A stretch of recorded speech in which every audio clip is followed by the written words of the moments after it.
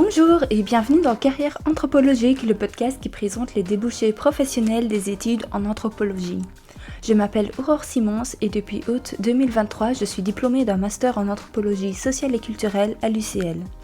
Ensuite, j'ai eu l'idée d'interviewer des personnes qui ont terminé leur master en anthropologie pour retracer leur parcours professionnel, les difficultés qu'ils et elles ont rencontrées et les conseils qu'ils et elles donneraient aux futurs diplômés. Ce podcast vise à montrer qu'il n'y a pas que le doctorat et la recherche universitaire qui débouchent en anthropologie, mais que les anthropologues ont leur place dans tous les domaines du marché de l'emploi et surtout qu'il est possible de se réaliser dans 1000 projets professionnels avec un master en anthropologie. Cet épisode est consacré à Justine, qui a terminé son master en 2013 à l'UCL. Elle nous racontera comment elle est tombée amoureuse de l'anthropologie, le versant du doctorat qui l'a poussée à arrêter sa thèse et les recherches qu'elle mène aujourd'hui pour une ASBL. Bonne écoute! Bonjour Justine, merci d'être là. Est-ce que tu peux commencer par te présenter en donnant notamment ton âge, l'année où tu as terminé tes études et peut-être aussi l'emploi que tu occupes actuellement? Alors, donc, je m'appelle Justine, comme tu viens de le dire. J'ai 35 ans cette année, en septembre, donc pas encore tout de suite. J'ai terminé mes études en 2013 et je suis actuellement chercheuse au sein d'une ASBL qui s'appelle la Fédération des services sociaux. Donc, qui est une fédération patronale qui représente des services sociaux associatifs bruxellois et wallons, qui développe plein de projets et qui a en son sein une cellule recherche qui est composée de 6 chercheurs et chercheuses. On est 3 filles, garçons. Et voilà, et c'est une cellule recherche qui a comme spécificité de faire de la recherche-action. Donc voilà, qui a pour finalité à la fois de faire de l'interpellation politique, mais aussi d'alimenter la pratique du travail social. En gros. Ok, très bien. Et comment est-ce que tu as découvert l'anthropologie ou qu'est-ce qui t'a donné envie de faire ces études? Alors, en fait, moi, après mon marito, j'ai commencé des études d'assistante sociale. Enfin, j'ai commencé et terminé. Donc, je fais 3 ans de bac à Cardain, à Louvain-la-Neuve. Et à l'issue de mes études, j'étais un peu en questionnement sur toute une série de choses, un peu dégoûtée aussi de ce que j'avais pu constater, parce que dans mes études à AS, on était amené à faire des stages. Et donc voilà, j'avais constaté j'avais constaté que les marges de manœuvre des travailleurs sociaux étaient extrêmement limitées. Et que voilà, les personnes qui étaient dans des situations de précarité étaient dans des situations extrêmement complexes. Et voilà. Et moi, en fait, en tant que travailleuse sociale, à l'époque, je m'étais dit que je me voyais pas du tout commencer à travailler comme AS sans avoir la possibilité, en fait, de comprendre un peu mieux le monde dans lequel on vit. Et donc voilà, et à l'époque, il y avait, donc jadis, c'était en 2010, il y avait encore, donc quand on faisait un bac professionnalisant, il y avait encore une année passerelle à faire avant de faire un master. Et à l'époque, je savais pas trop si je voulais faire socio ou anthropo, et donc j'avais fait cette année passerelle qui reprenait des cours de première, deuxième et troisième bac. Et voilà, et là j'ai découvert l'anthropologie, et je crois que ça m'avait particulièrement attiré le fait d'interroger aussi les systèmes de pensée aussi qui structurent nos sociétés et qui se manifestent à travers des pratiques et des gestes quotidiens. Et voilà, et je crois que j'avais aussi à l'époque une sorte de fascination pour les terrains de nos professeurs en anthropologie qui étaient toujours incroyables au fin fond de, je sais plus, de la Mongolie ou dans certains pays d'Afrique ou en Amérique latine. Enfin, et je crois que j'avais un petit truc comme ça, une sorte de fascination pour le côté un peu explorateur de l'anthropologue. C'est un peu horrible de le dire comme ça, mais voilà. Et donc je crois que c'est ça qui m'a attirée a priori vers ces études-là, au début, quoi. Après, je peux te dire l'évolution de mon regard, mais voilà. Ok. Mais du coup, tu as fait donc assistante sociale, la passerelle, et là tu t'es dit anthropologie, c'est ça que je vais faire. comment s'est passé ton master après? Est-ce que tu as été satisfaite de la formation? Comment est-ce que ça s'est passé? Alors moi j'ai adoré. Je me souviens, c'est marrant parce que en anticipant ce podcast, je repensais aux sensations que j'avais quand je faisais l'anthropologie et je me souviens que j'en parlais à des potes et je disais c'est fou, c'est comme un sentiment amoureux quoi. J'avais des papillons dans le ventre pour mes études, ce qui est quand même un peu fou. Ouais, j'étais vraiment passionnée par ce que j'y apprenais, mais je crois de nouveau que c'était aussi parce que le format des cours faisait que c'était assez fascinant parce que voilà, chaque cours en master était donné par les profs du laboratoire d'anthropologie prospective, entre autres. Il y avait aussi d'autres cours par d'autres profs, et eux en fait venaient vraiment avec leur terrain et avec beaucoup en fait de descriptions ethnographiques de ce qui s'y jouait, et je trouvais ça génial en fait aussi d'entrer par le terrain en fait pour comprendre des phénomènes un peu plus larges, mais justement essayer de... Quand je parlais tout à l'heure de système de pensée, c'est essayer de se dire, ok, il y a des gros systèmes qui nous structurent et qui conditionnent qui on est, comment on fonctionne, mais en fait c'est aussi intéressant d'aller voir comment ça se joue en contexte, en fait, de manière assez située, dans des terrains spécifiques. Et ça, je trouvais que c'était quand même hyper intéressant d'avoir cette possibilité de découvrir plein de terrains.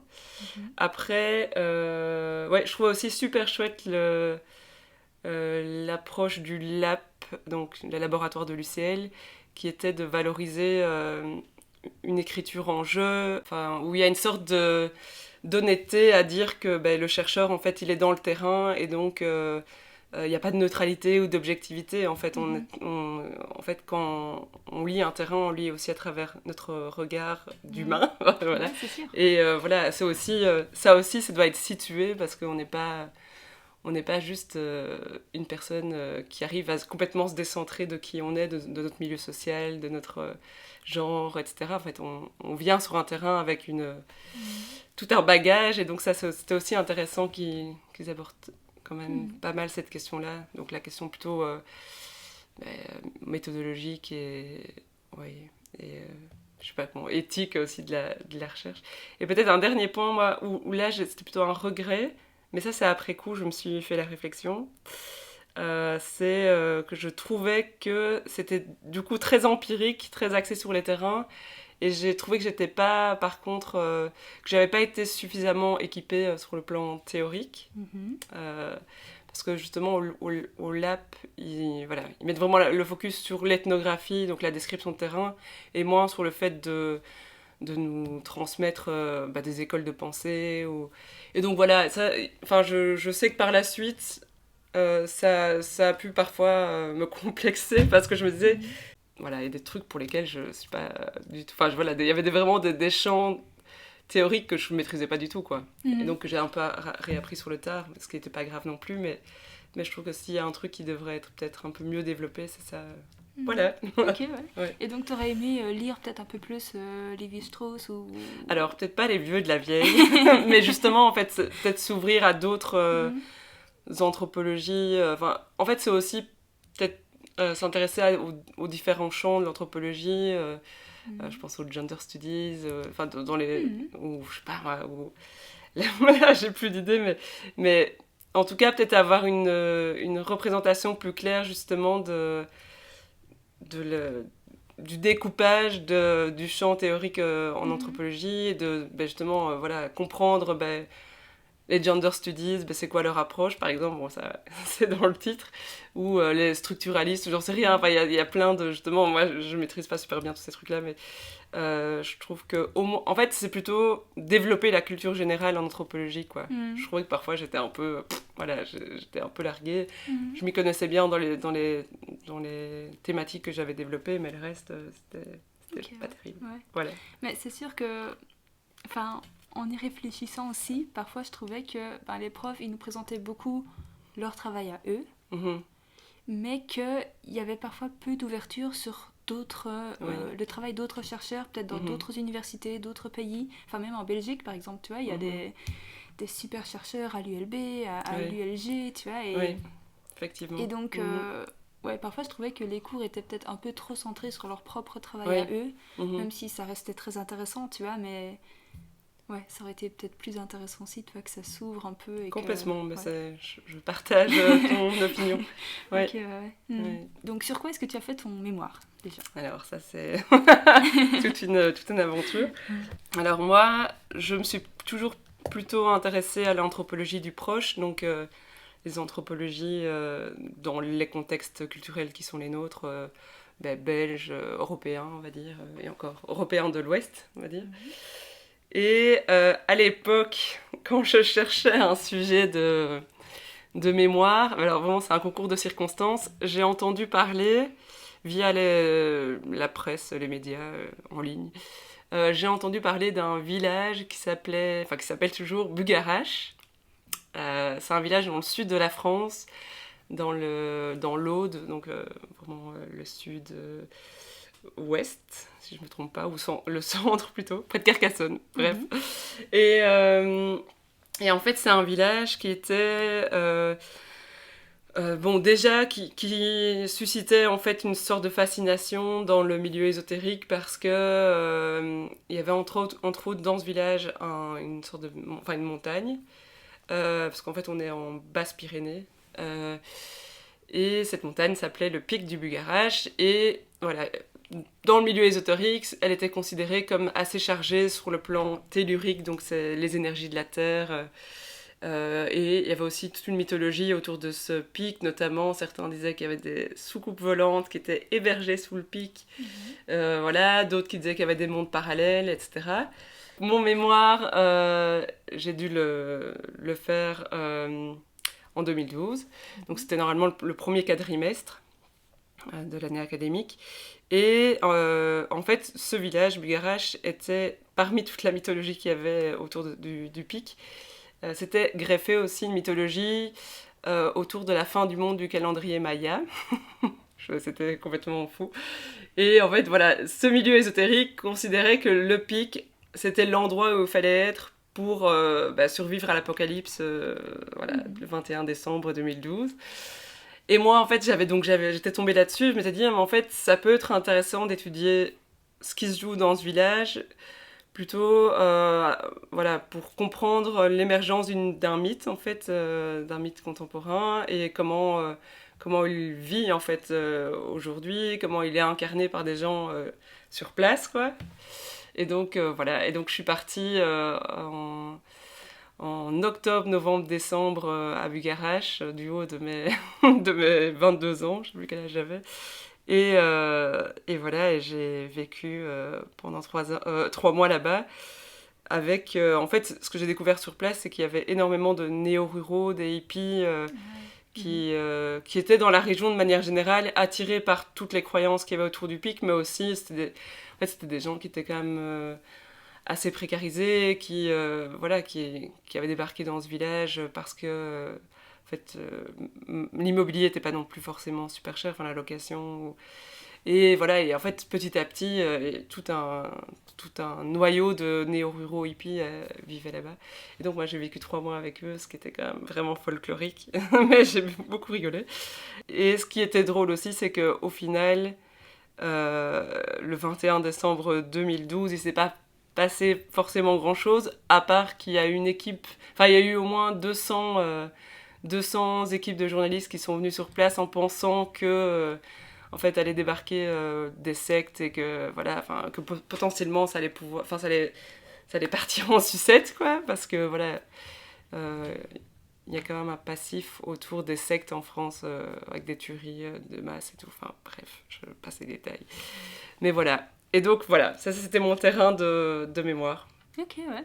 Trop bien. Oui, c'était intéressant. Je suis revenue un peu transformée d'avoir vécu 3 mois avec des hippies, mais c'était chouette. J'avais vraiment pris beaucoup de plaisir à être là-bas. Et il y avait une forme d'angoisse sur ton terrain avant justement cette date un peu de fin du monde prévue? Oui, mais en fait, ce qui était assez intéressant, c'est que cette histoire de fin du monde, en fait, très peu de mes interlocuteurs y croyaient vraiment. En fait, c'était un truc qui avait été monté en épingle, mais de manière complètement rocambolesque, parce qu'en fait, c'est le maire du village en question qui en a parlé à un journaliste, parce qu'il a vu que sur Internet, des groupes d'ésotériques en parlaient. Mais voilà, ça a été complètement... Enfin, la presse locale s'en a emparée, puis c'est devenu un truc national, et puis vraiment mondial, parce qu'il y avait, le 21 décembre, il y avait des équipes de journalistes japonais, enfin, c'était fou. Okay. C'est un truc de fou.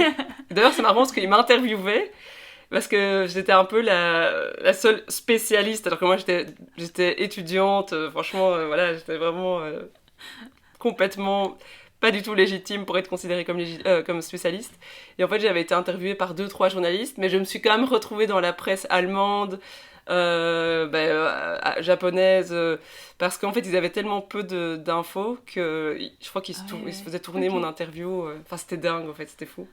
Mais par contre, mes interlocuteurs aussi, je crois que leur rapport à la fin du monde, c'était plutôt... pour eux, c'était un changement de cycle, en fait. Et un changement... Ils parlaient souvent de paradigme. Donc, pour eux, à partir du 21 décembre, il allait y avoir une sorte de basculement où le monde allait changer, mais c'était pas forcément l'apocalypse, quoi. Et donc ils le voyaient plutôt comme quelque chose de beau. Et donc, voilà. Très bien. Et tu as fait donc ce terrain avec qui ? Comme promoteur ? Ouais, c'est ça. Olivier Servet. Ok. Ouais. Oui, bah c'est vrai que tout ce qui est un peu système symbolique, religieux et tout, voilà, c'était un peu le spécialiste. Ouais. Trop bien, trop bien. Donc quand tu commences ce master en anthropologie, est-ce que tu cherches quelque chose de particulier ? Est-ce que tu as un projet professionnel suite à ton bachelier en assistante sociale, en te disant, mais tiens, ce master-là va m'apporter tel ou tel outil que j'ai pas eu dans mon bachelier, qui va m'aider. Oui. En fait, en commençant mon master, c'est vrai que mon idée, c'était plutôt... voilà, je vais me nourrir de ce que l'anthropologie peut m'apporter pour exercer le métier d'assistante sociale. Mais voilà, pour moi, j'allais quand même faire ce métier-là et c'était clair. Et en fait, comme je suis un peu tombée en amour pour l'anthropologie, ça a un peu changé la donne. Et je me souviens, pour le coup, voilà, quand j'étais en 2e année de master, j'étais quand même assez... Enfin, j'étais un peu en mode, ok, en fait, j'ai envie de faire une thèse académique en anthropologie. Et donc, je me souviens que j'étais un peu en mode, il faut que j'aie des super beaux points pour pouvoir avoir une bourse. Et voilà, donc j'étais même un peu dans une approche stratégique de ma 2e année de master. Mais voilà, donc ouais, c'est vrai que ça... Voilà, et là, je savais à ce moment-là que je voulais plus du tout faire assistante sociale, même si c'est un très beau métier, mais en fait, c'était pas du tout... Enfin voilà, j'étais beaucoup plus passionnée par mes études d'anthropologie que par celles d'assistante sociale. Et donc voilà, à la fin de mes études, c'était plutôt vers ça que je voulais aller. Et c'est marrant parce que donc j'ai défendu mon mémoire en juillet 2013 et à la fin de ma présentation, de la défense de mon mémoire, je m'attendais trop à ce qu'Olivier Servet, parce que j'avais eu des bons résultats, me dise mais alors Justine, tu veux faire quoi plus tard ? Est-ce que t'as pas envie de faire une thèse ? Parce que je pensais que c'était ça, il fallait être l'élu. Et il me l'avait pas proposé. Et donc j'étais hyper triste. En plus j'avais une copine, bon là j'étais hyper contente pour elle, mais on lui avait proposé. Et moi je suis là, putain, moi on me l'a pas proposé. Et donc voilà, je sais que j'étais hyper déçue. Et bon, on va certainement en parler après, mais donc après j'ai cherché du boulot et j'ai trouvé autre chose qui m'a vraiment plu. Et puis je suis quand même retournée dans le monde académique et j'ai compris en fait que c'est Olivier qui me l'a dit, Olivier Servet, que en fait une thèse, il faut pas forcément que tu la proposes, tu peux aussi toi-même, si tu en as envie, rencontrer un directeur de thèse potentiel et lui expliquer ton projet et c'est ok, quoi. On n'est pas dans un délire d'élection voilà, tu es l'élu et tu as été choisi pour rentrer dans le merveilleux monde académique. Donc c'est pas que comme ça. Donc voilà. Ouais, c'est sûr que... Et en même temps, je me rappelle que moi, à la fin de mon master, je m'attendais à ce qu'on nous explique à un moment donné comment est-ce qu'on... les démarches qu'il faut faire pour éventuellement faire une thèse. Parce que, j'avais l'impression que pendant tout le master, c'était tellement un peu... l'unique voie, tu vois, qui était un peu abordée, proposée et tout, que je pensais qu'on allait nous dire, voilà, donc si vous voulez faire une thèse, il faut faire ça, ça, ça, et en fait, pas du tout. Et du coup, ouais, c'est sûr que je crois qu'il y a certaines personnes à qui on a proposé de faire des thèses et tout, mais c'est... Ouais, c'est vrai que parfois on s'imagine recevoir la proposition et tout, et parfois, je sais pas, je crois que ça dépend aussi parfois du promoteur ou de la promotrice, parce qu'il y en a des qui proposent parfois très spontanément et d'autres qui vont pas trop aborder le sujet, sauf si l'étudiant vient avec ça, quoi. Mais c'est vrai, et c'est vrai que je trouve qu'en master, on n'est pas... Ça, voilà, quand on parlait tout à l'heure de la qualité du master, ça, c'est quand même, ça, je trouve que c'est quand même vraiment un gros manque, c'est à un moment donné nous dire, ok... à quelle perspective on peut s'attendre quand on fait un master en anthropologie. Il y a un peu ce truc... voilà, on vous vend du rêve, parce qu'il y a un peu... Moi, d'ailleurs, ça, c'est quand même aussi un autre truc que je voudrais ajouter par rapport à ce master, et que j'ai retrouvé quand j'ai fait ma thèse de doctorat. Je trouve quand même qu'il y a un truc au laboratoire d'anthropologie prospective où... Et c'est ça qui m'avait séduite, d'ailleurs, mais où on nous vend du rêve, quoi. Il y a un truc quand même...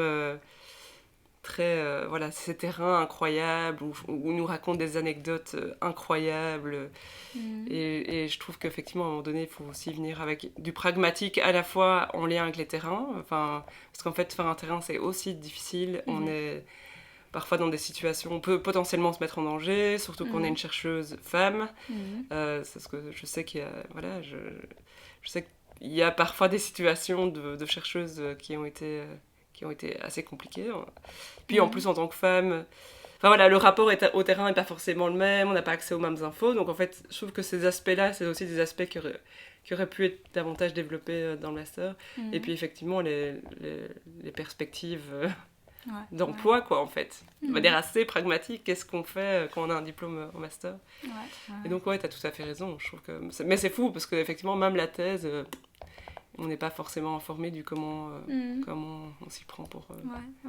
Donc, ouais. Mais c'est intéressant parce que même 10 ans après, quand j'en parlais un peu avec les potes de ma promo, on a toujours un peu les mêmes critiques envers ce master, tu vois, et c'est sûr que, tu vois, on va nous pousser à aller faire un terrain, et qu'en plus, on est parfois aussi encore dans cette hiérarchie de terrain, tu vois, donc au plus loin tu pars, au plus exotique c'est, au mieux c'est, alors qu'en fait, pas du tout, hein, mais vraiment, je trouve que dans la manière dont on présente différents terrains, dont on parle de différents terrains, il y a quand même encore un peu cette hiérarchisation de « Ah mon Dieu, mais t'es parti étudier tel peuple dans telle circonstance et tout, bazar machin », alors que si tu vas faire un terrain...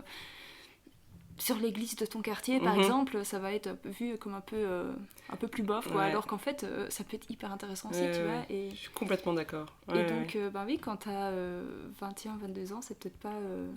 Enfin, ça peut être aussi dangereux, tu vois, de partir seule, de pas savoir la langue, de pas... d'être vraiment dans une situation de vulnérabilité et tout. Donc, complètement, Et ça, je trouve que c'est trop peu abordé, la question de la vulnérabilité. Il y a vraiment un truc, une sorte de mythologie comme ça, de l'anthropologue qui y va, alors qu'en fait, effectivement, il y a plein de trucs à anticiper quand on va sur un terrain qui sont pas que de l'ordre de la méthodologie, quoi. Et je suis complètement d'accord, et vraiment d'accord aussi avec toi sur la question de la valorisation d'une anthropologie du lointain et pas forcément des terrains du proche. Ça, je l'ai retrouvé aussi quand j'ai fait ma thèse de doctorat. Ok, Et donc, tu termines ton master. Désolée, on digresse. non, mais en fait, j'aime bien résumer un peu pour garder l'auditeur, parce que tu vois, on peut partir un peu n'importe où. Mais donc, tu termines ton master, donc t'es diplômée. Qu'est-ce que tu fais à ce moment-là ? Alors, je cherche du travail. Je m'inscris au Forum. Je crois que j'étais en Wallonie à l'époque. Et... donc voilà, mais en fait, moi, alors pour le coup, j'ai quand même eu beaucoup de chance que j'ai commencé... Enfin, je me suis inscrite assez vite parce que j'angoissais en fait à l'idée de ne pas trouver de travail. Et j'ai cherché assez vite un job. Et donc je cherchais plutôt plutôt du secteur social, peut-être socio-culturel aussi, mais moi j'avais pas forcément envie de travailler par exemple dans l'humanitaire ou le développement, donc ça c'était sûr, c'est pas des secteurs dans lesquels je voulais être. Mais donc, c'était plutôt ces secteurs-là. Donc, de manière assez pragmatique, via le guide social, qui est un bon site, en fait, pour trouver des annonces autour de ce secteur-là, et aussi Alterjob. Ça, c'est les deux endroits sur lesquels j'ai pas mal traîné. Et en fait, j'ai eu une chance de fou parce que Alors, c'est marrant parce que en réfléchissant à ce podcast, j'essayais de me souvenir où j'avais passé des candidatures. En fait, j'ai aussi une mémoire un peu de poisson rouge. Et je sais que j'avais eu un entretien pour un job, mais je ne sais plus du tout dans quoi c'était, c'est fou. Et puis, en fait, j'ai eu 2 entretiens, quoi. Un qui n'a pas fonctionné et un qui a fonctionné. Et c'était déjà à l'époque à la Fédération des services sociaux, là où je travaille maintenant. Et c'était génial parce qu'en fait, c'était un poste de chercheur où le profil recherché, c'était de préférence diplômée assistante sociale avec un master en sociaux ou en anthropo, c'est-à-dire moi. Oui, c'est ça. Et donc, c'était génial et c'était en octobre, donc j'avais pas trop, voilà, parce que finalement, les vacances d'été, j'en ai profité. Puis il y a eu le mois de septembre où j'étais encore un peu en recherche, mais ça n'a pas trop traîné. Et donc c'était super. Donc j'ai déposé une candidature où j'essaie de valoriser le plus possible mon mémoire, parce que c'est en tant qu'anthropologue, surtout pour un poste de recherche, tu essaies de valoriser la seule publication que tu as, c'est-à-dire ton mémoire. Et donc voilà, et puis voilà, j'ai été convoquée pour un entretien d'embauche là-bas, et voilà, ça s'est super bien passé. Les questions de l'entretien étaient assez classiques pour le coup. Mais ce qui était quand même important pour eux, et ça je crois que c'est quand même souvent dans les jobs pour de la recherche en tout cas, mais peut-être oui, en tant qu'anthropologue, mais c'est de pouvoir maîtriser en fait la rédaction, quoi. Et donc j'ai eu un entretien classique et puis j'avais dû pondre un texte qui montrait ce que j'avais compris de la recherche pour laquelle ils engageaient quelqu'un, quoi. Parce qu'à l'époque, c'était en 2013, et ils engageaient un chercheur, une chercheuse pour un projet de recherche sur la question le rapport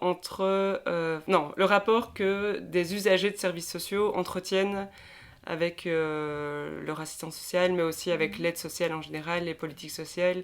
Enfin voilà, un peu avoir leur vision en fait de l'aide sociale qu'ils reçoivent, et comment ils se situent aussi eux en tant que bénéficiaires d'aide sociale, avec toute la question du stigmate en fait quand on évolue dans une société néolibérale où quand t'es pauvre et quand tu es bénéficiaire d'une aide sociale, en fait t'es forcément un profiteur, ou enfin voilà, il y a plein de stigmates autour de ça, et donc voilà, c'est pour ça que j'avais été engagée.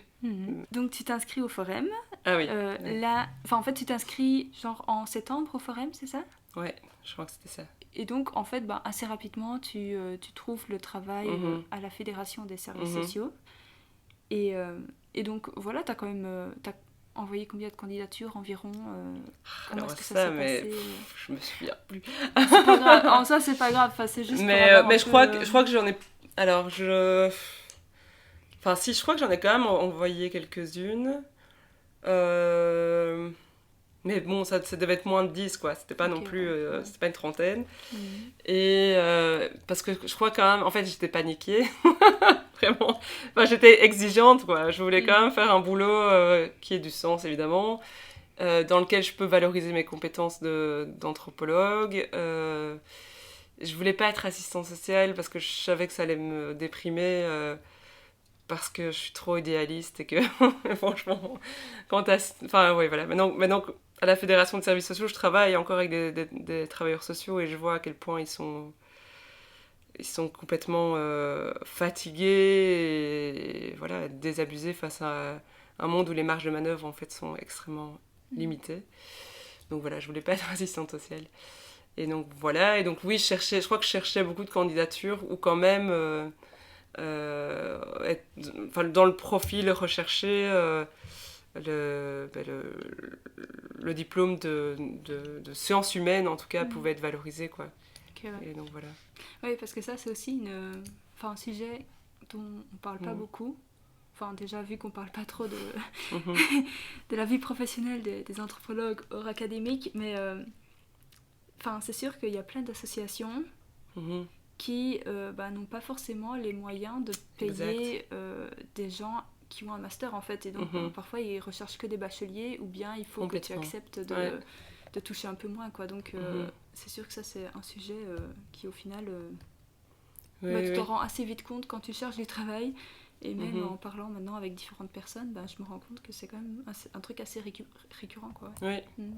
Enfin, dans l'associatif, c'est extrêmement compliqué. Après, moi, la Fédération de services sociaux, vraiment, c'est quand même une grosse ASBL. Maintenant, on est 80, mais ça grandit. On était 20 à l'époque, maintenant, on est 80. Mais bon. C'est sûr, mais donc, pour le coup, maintenant, on a quand même des subsides assez chouettes, quoi, en fait, pour engager des personnes en master, enfin, qui ont un master. Mais effectivement, ouais. Tout à fait d'accord. Okay. Et donc, tu es prise pour ce job. Est-ce que tu dois faire du terrain Est-ce que tu dois juste lire des articles? Donc, en quoi consistait ce job, au final?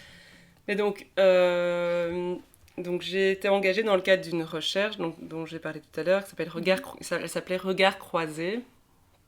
Et l'idée, donc c'était une recherche quand même sur 2 ans, je pense, ce qui est quand même pas mal justement dans le secteur associatif. Et l'idée à la base, c'était d'aller dans des services sociaux, dans la salle d'attente de ces services, et rencontrer en fait des usagers de ces services, et leur proposer, parce que généralement c'est des gens qui doivent attendre 1 heure, 1 heure et demie avant de voir l'assistante sociale, donc leur proposer que pendant ce temps d'attente, on puisse faire un entretien avec elles. Et donc voilà, en fait mon terrain c'était essentiellement ça. On a fait énormément d'entretiens, je crois qu'on en a fait 110, un truc ainsi. Oui, c'était assez... Mais pour le coup, en fait, ça fait que c'est quand même une recherche... D'ailleurs, c'est marrant, elle est encore pas mal valorisée aujourd'hui, 11 ans après. C'est une recherche qui est assez rare, en fait, en Belgique. Il y a peu de recherches qualitatives ou basées sur un échantillon si grand.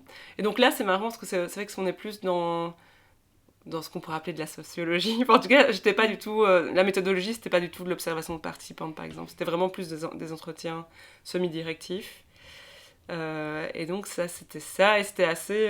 ça aussi, c'était pas forcément évident, parce que moi, je sortais de mes études d'anthropo. Et je trouve que ce qui était pas évident, et je crois que de manière générale, dans la recherche, parce que là encore, ça me fait parfois violence, c'est aller vers les gens et les déranger pendant un moment qui est peut-être pas évident pour eux, ou ils ont d'autres choses en tête que de faire un entretien avec moi.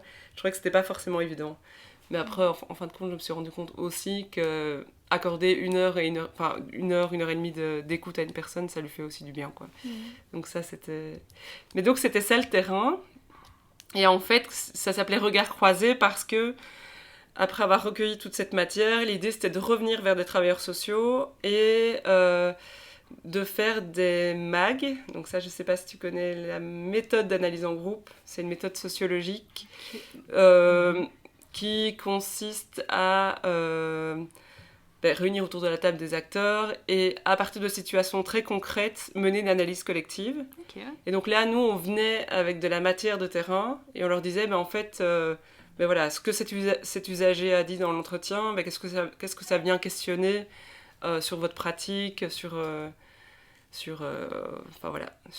les limites de votre métier, mais aussi sur les choses qu'on pourrait potentiellement améliorer au sein de vos institutions, dans vos pratiques. Parce que donc, c'est ça, il y a aussi l'idée de réfléchir aux pratiques de travail social. Et donc, et toute cette matière produite pendant les MAG a aussi alimenté la recherche. Donc, on a même sorti un bouquin, et ça, j'étais un peu fière, parce que je débarquais dans le monde de la recherche, qui s'appelle « Regard croisé, usagers et travailleurs sociaux », qui reprend un peu... justement ce croisement de regards, et toutes les analyses que ça a impliqué, quoi. Donc voilà, ça c'était c'est trop bien. Ouais, c'était super chouette. Mais ça me fait penser que l'autre jour, donc un de mes collègues qui est chargé d'études, a aussi fait des études d'anthropologie. Et Et en gros, il dit, là, pour l'instant, il est notamment payé pour faire une revue et que, enfin, tu vois, il y a plein d'anthropologues, plein de chercheurs qui rêvent de ça. Et c'est sûr que parfois, on ne pense pas forcément au fait qu'on peut être payé pour faire des recherches, pour publier des choses qui ne sont pas forcément dans le milieu académique, quoi, tu vois, et que parfois, il y a aussi cette option-là et qu'elle est très peu proposée. Après, je ne sais pas quelles sont les chances, tu vois, quelles sont les proportions, tu vois, entre les recherches académiques, les recherches plutôt dans l'associatif ou même le privé parfois, mais donc ouais, c'est vrai que cette option-là, elle est aussi présente, quoi, donc... Oui. Et ça fait aussi partie, peut-être, bon, les pauvres, on leur fait beaucoup de reproches, mais ce que je trouvais que, quand même dans les études de master, c'est peut-être plutôt quand j'ai fait ma thèse de doctorat, mais je trouvais que, alors pas tous, mais certains au sein de ce labo, avaient parfois une posture un peu critique, slash un peu dédaigneuse par rapport à tout ce qui est recherche plus appliquée, donc qui ont une finalité sociétale, quoi, on va dire, enfin sociale et concrète. Et je trouvais que c'était un peu dommage, en fait, parce que, par exemple, pour moi, ça fait beaucoup plus sens de faire ce type de recherche, moi qui ai vécu les deux mondes, de faire ce type de recherche que de la recherche académique. Alors, vraiment, ça a du sens, la recherche académique, de manière générale, mais moi, j'avais du mal à me dire que je produisais du savoir qui allait juste nourrir d'autres chercheurs, en fait. Parce que c'est un peu ça. Hein. Oui, et encore, franchement, il faut encore que quelqu'un lise tes articles, quoi. Tandis que là, c'était génial, en fait, de voir en fait de manière très concrète comment des résultats de recherche peuvent être appropriés par des personnes et en plus que tu accompagnes pour y réfléchir ensemble, en fait, pour que cette matière soit assimilée, qu'elle fasse sens. Et donc ça, c'était génial, en fait. Ouais. Donc voilà. Et tu as eu des retours par rapport à cette recherche, à ces publications-là? Est-ce que tu sais qu'il y a des éléments qui ont été mis en œuvre dans des CPAS? Enfin, je sais pas si c'est dans ce genre de structure que tu travaillais, mais est-ce que tu as eu un retour un peu concret de ce que ta recherche a pu changer? Ouais. Alors, juste pour préciser, c'est pas des CPAS, parce que le CPAS, c'est public. Okay, Nous, on travaille avec des associations qui sont des ASBL. Mais voilà, juste comme ça, c'est dit. Mais oui, en fait, déjà, donc, comme je te dis, on a fait une quinzaine de groupes de travail dans 15 services sociaux différents. Et du coup, là, déjà, concrètement, on a eu des retours de personnes qui nous ont dit que ça avait été quand même vraiment assez instructif de pouvoir faire ce travail, parce qu'en fait, les travailleurs sociaux aussi vivaient parfois des situations où il se passait des choses avec l'usager, des tensions, des situations où ils ne reviennent plus.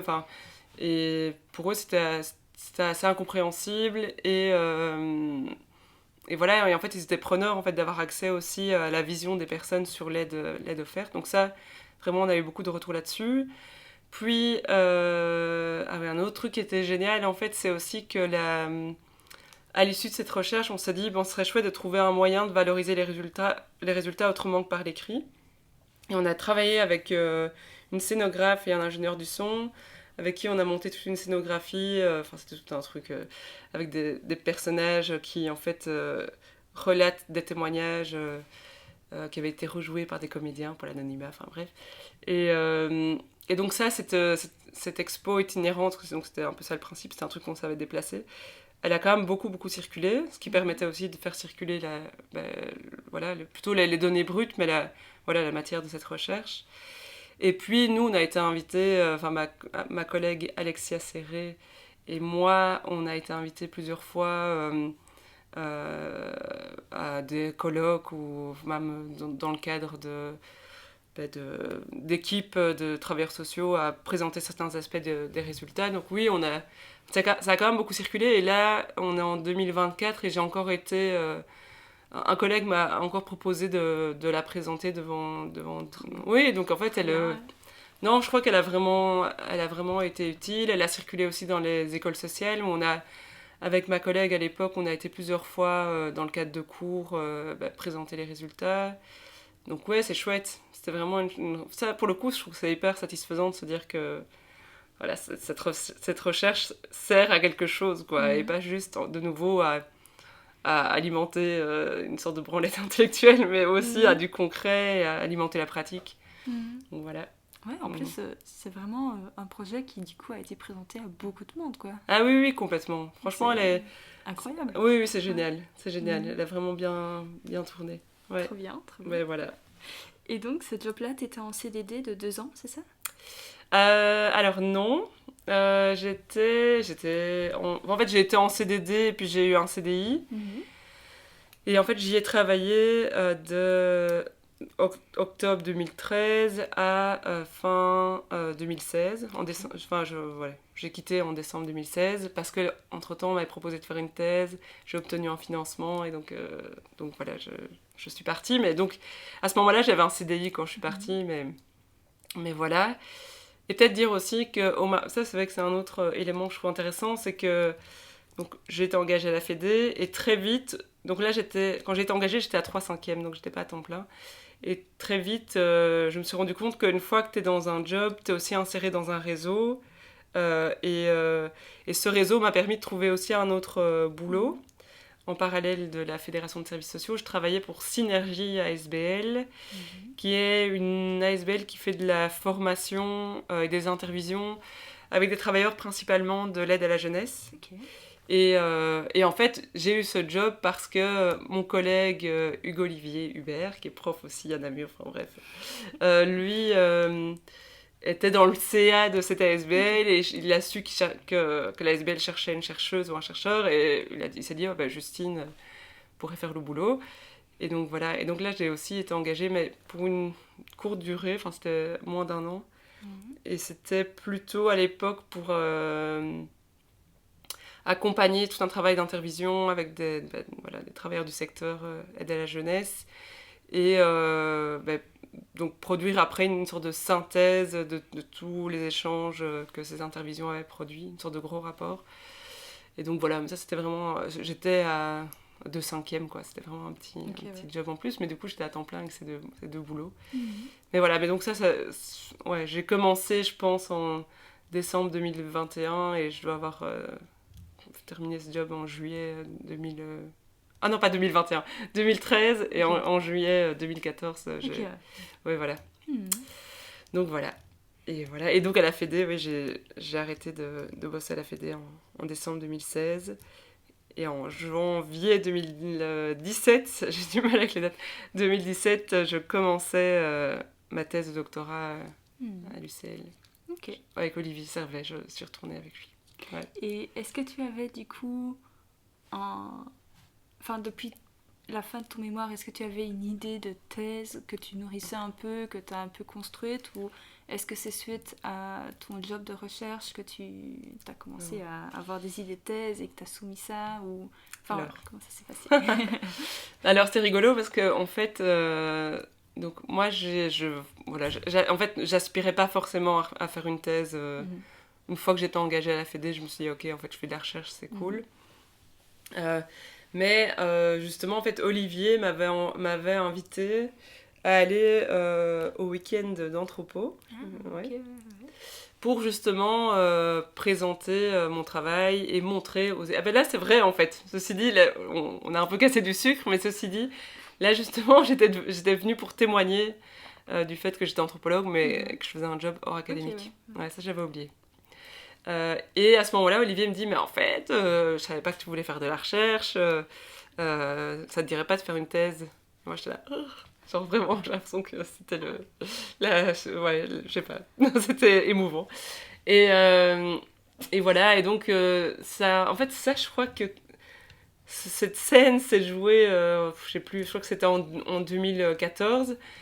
Mais donc après, j'ai dû, en fait, déposer des projets au FNRS, donc le fonds qui finance la recherche académique. Et j'ai échoué, je sais pas combien de fois, 3 fois je pense, et c'est à la 4e que c'était la bonne, quoi. Parce que c'était le parcours du combattant pour avoir une bourse.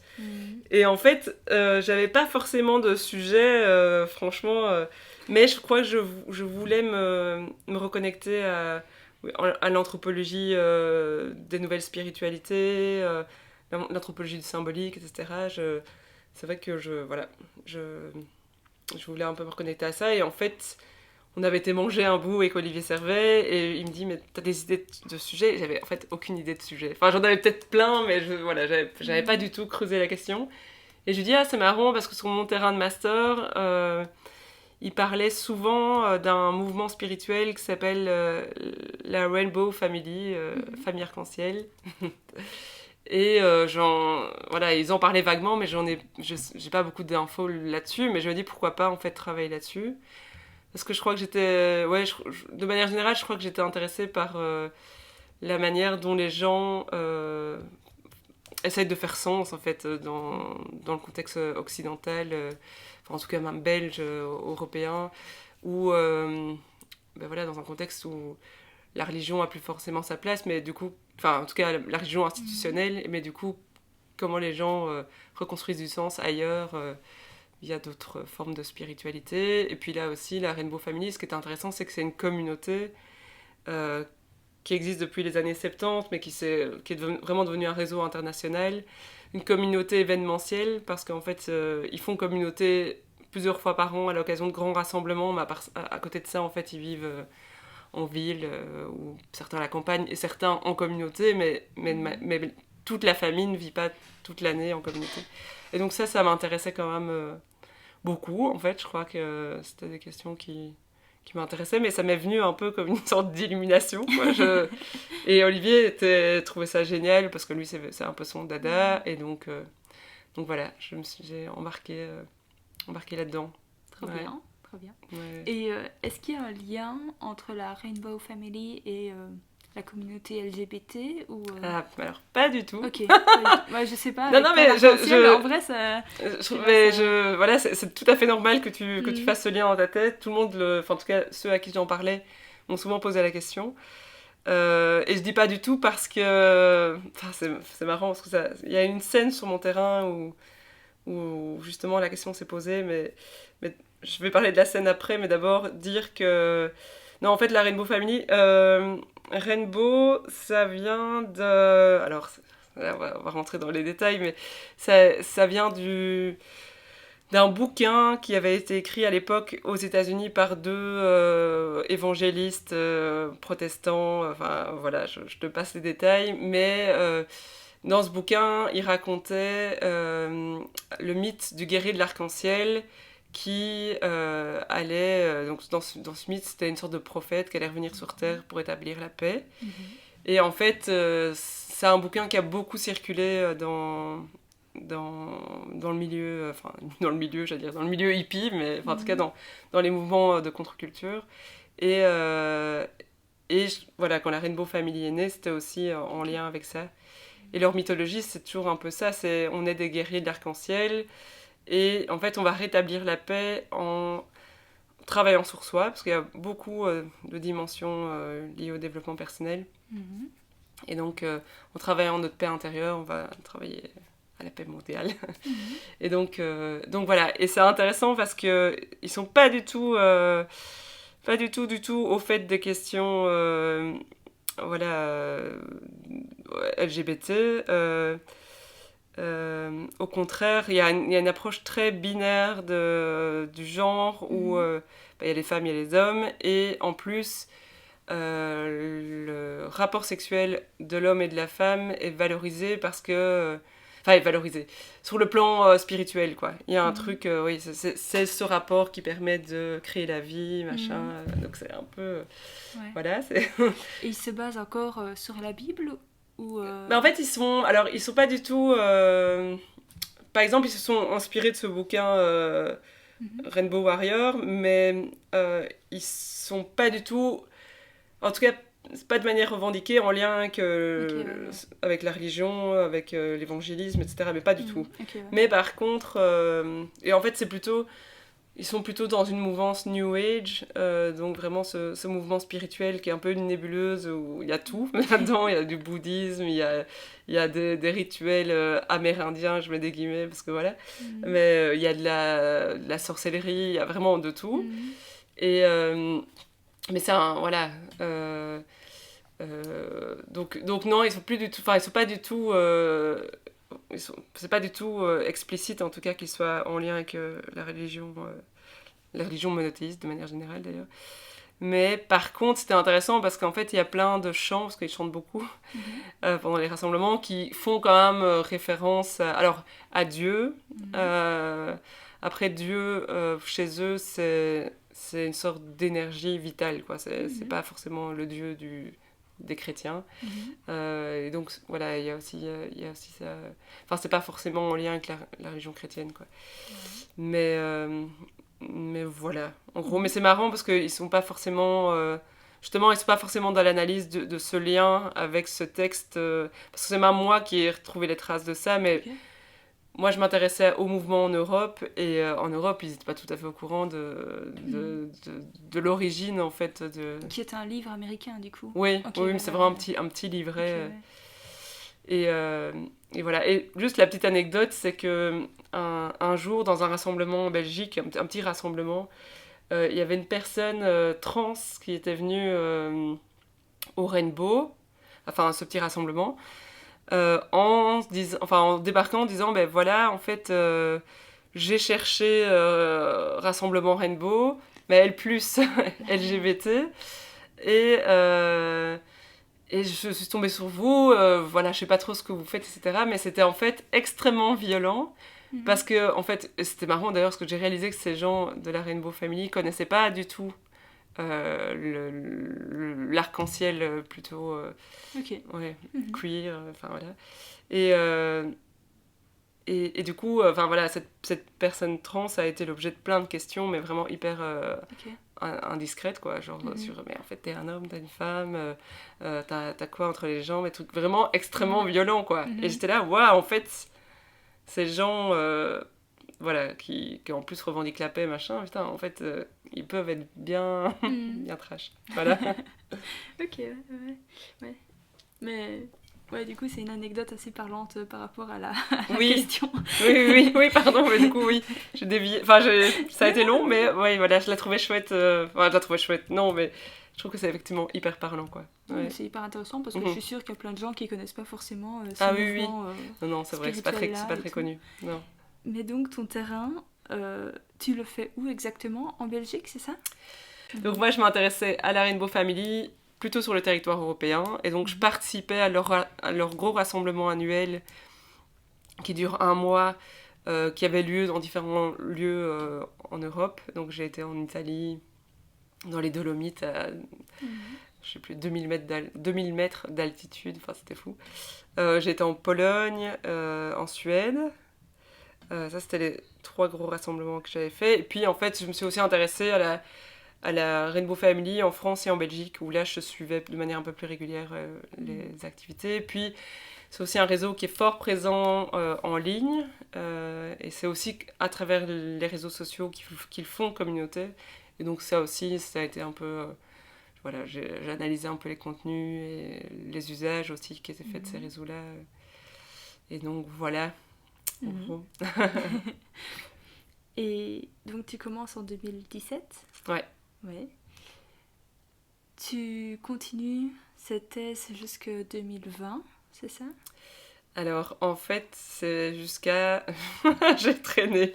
Non, jusqu'à 2021. Okay. Parce qu'en fait, quand j'ai commencé ma thèse, j'avais un financement d'1 an, qui s'appelle un FSR, si je ne me trompe pas, qui est un financement qu'on te donne quand tu as échoué de peu au FNRS. Okay.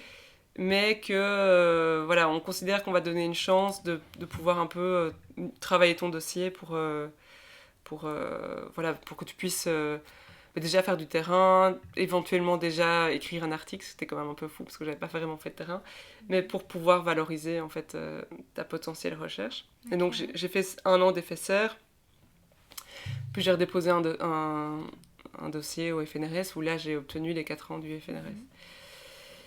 Et voilà, et en fait, j'ai décidé d'arrêter ma thèse au moment où mon financement s'est terminé. Et, enfin, en tout cas, c'est plutôt, je me suis dit, ok, en fait, j'ai pas du tout l'énergie, mais pour plein de raisons, de continuer cette thèse. Et j'ai pas envie de me mettre en situation de précarité, comme beaucoup de mes collègues doctorants et doctorantes, surtout, l'ont été, c'est-à-dire à faire 2 ans sur le chômage pour essayer de finir sa thèse. Enfin, moi, je les trouvais hyper courageuses, mais en fait, moi, je me suis dit, en fait, je crois pas que ça en vaille vraiment la peine. En tout cas, pour moi, j'avais réglé mes problèmes existentiels. Je me suis dit, ok, en fait, faire cette thèse ne va rien changer à la valeur que j'ai. C'est pas grave si je suis pas docteur, on va juste abandonner ça, parce que ça provoquait beaucoup de stress, en fait. C'était quand même stressant. Quand t'es doctorant, c'était aussi très seul, en fait, face à ton travail. Pas toujours très bien accompagné. Très peu aussi. Et ça, on l'a dit souvent, même entre doctorants, qu'il y a peu d'accompagnement, en fait, au métier d'anthropologue, là aussi, quoi, en fait. On est super livré à nous-mêmes. On nous apprend pas à publier des articles, on sait pas comment il faut faire. Enfin, en fait, on fait tout sur le tas. Alors même que dans un métier normal, en fait, finalement, t'as quand même des collègues qui t'apprennent à faire tes premiers pas dans le métier. Là, t'es vraiment livré à toi-même, quoi. Tu dois tout construire toute seule. Et ouais, en fait, tout ça m'avait un peu fatiguée, plus d'autres trucs, mais voilà. Et donc, ouais. Mais du coup, je l'ai pas terminé, mais ça a été un énorme soulagement et j'ai pas du tout de regrets, même si j'ai encore des collègues parfois qui sont là, mais il faudrait t'écrire un truc, mais non. J'ai la flemme. Mais oui. Et t'avais déjà commencé la rédaction à ce moment-là Mais en fait, j'avais publié quelques articles et oui, j'avais quand même quelques écrits, mais pas suffisamment, parce qu'en fait, ce qu'il y a eu aussi, c'est que donc moi, j'avais énormément de hauts et de bas par rapport à cette thèse, mais enfin, par rapport au fait de la continuer ou pas. Et en 2020, il y a eu la crise du Covid, et donc franchement, ça aurait pu quand même être ouais, justement, il y a une période où il y a moins de distractions possibles, donc j'aurais pu me plonger dans ma thèse. Mais en fait, pour moi, c'était trop compliqué de me concentrer sur ma thèse alors qu'il se jouait des trucs énormes dehors, quoi. Enfin, on était quand même face à une crise qu'on avait quand même rarement expérimentée, enfin, en tout cas de mon vivant. Et donc, moi, en fait, j'étais tellement... en empathie par rapport à la situation de personnes, par exemple, précarisées, qui allaient l'être encore plus à cause de cette crise, à la situation socio-économique, que vraiment, en fait, j'en avais plus rien à foutre de ma thèse, quoi. Enfin, c'était vraiment le cadet de mes soucis. Et d'ailleurs, en fait, entre doctorants, on avait lancé une sorte de séminaire de suivi de la crise. Tous les vendredis, on faisait des réunions de Teams. Et ça, c'était chouette. Et on a même participé... il y a eu un grand appel à la sortie du confinement, je ne sais plus c'était quand, en mai ou en juin, un grand appel aux chercheurs, en fait, en sciences humaines, en Flandre, en Wallonie et à Bruxelles, pour faire des petits papiers de 3 pages où ces chercheurs abordaient un enjeu de la crise à prendre en considération pour la sortie du confinement. Et donc, par exemple, des enjeux autour du genre. Voilà, on sait qu'il y a eu beaucoup plus de violences intrafamiliales pendant la crise. Et donc, comment penser ça? Comment penser les impacts psychologiques de la crise? Comment penser les impacts économiques? Enfin, la question aussi de la montée des idées complotistes et de la défiance vis-à-vis des institutions, tout ça. Enfin bref, et donc moi j'ai beaucoup travaillé là-dessus. J'ai accompagné un peu tout ce processus avec Olivier Servet. Et voilà, et puis franchement, j'ai vraiment plus su m'y remettre, quoi. C'était horrible, oh là là. Et ouais, vraiment, ça c'était aussi un aspect, c'est qu'on était vraiment encore plus livrés à nous-mêmes en tant que doctorants, qu'on n'avait plus... Moi j'avais quand même la chance je vivais en coloc à ce moment-là, et parmi mes colocs, il y avait une de mes meilleures potes qui était doctorante aussi, et donc ça c'était chouette, on se soutenait un peu face à l'adversité. Mais non, du coup j'ai encore quelques écrits, je me dis parfois que je ferais bien un truc... moi en fait je rêve de faire un roman graphique de ma thèse, mais un truc un peu humoristique, pas très sérieux, quoi, parce que j'ai quand même vécu des sacrées aventures, mais bon, voilà, il faut que je m'y mette, parce qu'en fait j'aime bien dessiner, mais de là à faire un roman graphique c'est quand même compliqué, mais voilà, je m'y accroche toujours, je me dis pourquoi pas, mais voilà. Ok, ouais. Et donc, est-ce que tu aurais aussi conseils à donner du coup à des personnes qui ont envie de faire une thèse? Parce que justement, quand on est en master, on rencontre beaucoup de personnes qui font des thèses, qui ont fait des thèses. Il y a quand même un peu une glorification de la thèse quand même. Et justement avoir ton témoignage sur une thèse qui s'est... je pense pas que c'était catastrophique, si j'ai bien compris. Non. Mais voilà, au final, au bout d'un moment, t'avais plus d'énergie pour ça. Donc, Oui. Et comme je disais tout à l'heure, alors j'ai plus le chiffre exact, mais il y a 40% d'abandon de thèse. Donc en fait, c'est aussi un problème structurel. La manière dont sont pensés les doctorats, je crois que mais il y a des choses à... ce chiffre de 40%, c'est en anthropologie ou de manière générale? Non, de manière générale. Okay, en sciences humaines, je pense. Okay, mais okay. Sinon, des conseils, j'allais dire pour rigoler, ne faites pas de thèse, mais je vais pas dire ça. Mais je crois que ce qui est important, c'est de pouvoir compter sur les plus anciens, en fait. Dans les labos, il y a aussi des doctorants, mais aussi des post-doctorants qui ont fait l'expérience de la thèse. Et moi, je sais qu'il y en a certains qui nous soutenaient. À un moment donné, on avait essayé d'organiser une sorte de séminaire où justement... ils nous transmettaient un peu des filons sur comment s'en sortir avec un article académique. Et donc ça, je crois que c'est quand même hyper important, parce qu'en plus, c'est un milieu qui pousse quand même beaucoup à la compète. Et donc, c'est essayer de se faire une sorte de noyau de soutien. D'ailleurs, moi, c'est un peu comme ça que j'ai survécu, parce que je me suis fait pour le coup des chouettes amitiés avec lesquelles j'ai pu un peu... extérioriser. Mais sinon, franchement, en fait, j'ai du mal à donner des conseils parce que moi, j'ai presque envie de dire, mais en fait, il y a plein d'autres choses à faire qu'une thèse. Mais après, non, après, je suis dure, mais parce que ça m'a aussi appris beaucoup de choses. Et je crois que, en fait, ce qui est chouette ce que je conseillerais quand on fait une thèse, c'est d'essayer de faire le plus de colloques possible, d'écrire le plus d'articles possible, parce que c'est aussi l'occasion d'avoir, en tout cas pour les colloques, des retours assez immédiats de ce qu'on est en train de produire comme analyse. Et donc ça, c'est chouette de pouvoir aussi s'insérer dans des réseaux de chercheurs qui travaillent sur les mêmes thématiques que toi. Moi, j'avais vraiment... J'ai un peu la flemme, moi, de faire du réseautage, donc j'étais pas forcément là-dedans. Et je crois que c'est ça aussi que je me sentais un peu isolée avec ma recherche. Et ce qui est aussi important, c'est... En tout cas, au laboratoire d'anthropologie prospective, il n'y a pas de problématiques propres au labo. Enfin, voilà. Ils n'ont pas une spécialisation, si ce n'est l'anthropologie prospective. Mais du coup, moi, j'étais quand même pas mal en lien avec d'autres chercheurs qui travaillaient sur les questions alors ça va être... Voilà, c'est une autre thématique que j'ai abordée dans ma thèse, mais la question du néolibéralisme, en gros, et comment ce néolibéralisme produit des discours spécifiques, des pratiques spécifiques et un rapport au monde spécifique, parce que les Rainbow, il y avait quand même un peu de ça, le développement personnel, le travail sur soi, c'est très propre à l'idéologie, la rationalité néolibérale. Et donc moi, je m'étais fait un petit cocon de chercheurs qui travaillaient là-dessus, sur des terrains complètement différents. Une chercheuse, Bénédicte Fontaine, qui travaillait sur des cercles d'élite, et puis Clément Crucifix, qui travaillait plutôt sur des trucs, je ne sais plus, des microfinances en Amérique latine.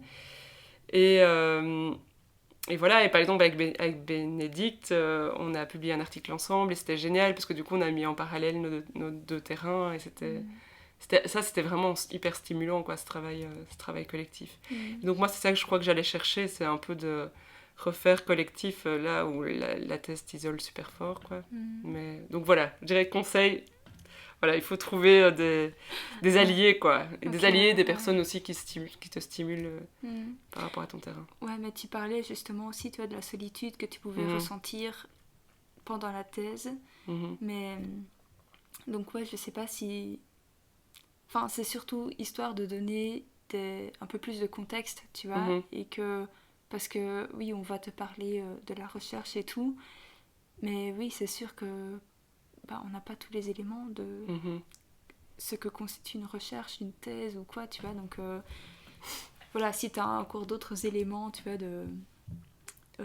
pour un peu décrire ah oui. ton vécu en tant que chercheuse à ce moment-là. C'est vrai qu'en fait, quand on fait une thèse, mais encore de nouveau, spécifiquement dans ce labo, mais je crois que c'est quand même, de manière générale, dans les 40% qui abandonnent leur thèse, dans les raisons de l'abandon, il y a la question du fait d'être seul, quoi, la solitude. Et donc c'est vrai qu'en fait,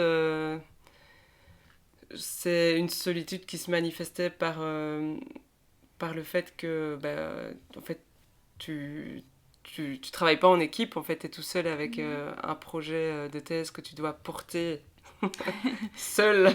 Et vraiment, c'est ça. Et puis, je trouve aussi que c'est la question de l'accompagnement, en fait, au travail de thèse. Bon, après, ça dépend des directeurs de thèse. Et franchement, je comprends aussi... Enfin, je comprends les raisons de leur manque d'investissement. C'est parce qu'en fait, ils ont déjà des vies beaucoup trop chargées.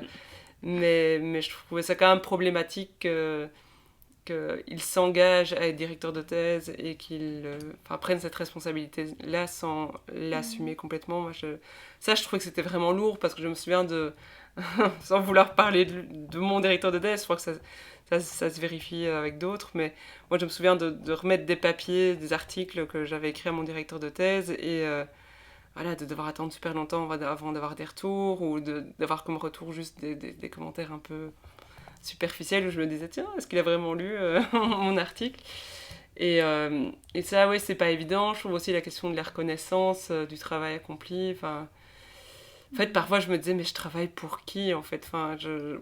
En fait, voilà, t'as l'impression que tu travailles quand même vraiment de manière assez acharnée et mais tu sais pas pour qui vraiment t'écris, tu sais pas à quelle fin, pour nourrir quoi. Surtout que moi, en fait, c'est vrai que ce qui m'avait un peu... Et ça fait partie des raisons aussi pour lesquelles j'ai abandonné ma thèse. C'est qu'à un moment donné, en fait, je me suis dit aussi, mais il y a eu tellement... En fait, il y a eu beaucoup, beaucoup d'écrits sur les questions de nouvelles religions, nouvelles spiritualités, autour du développement personnel.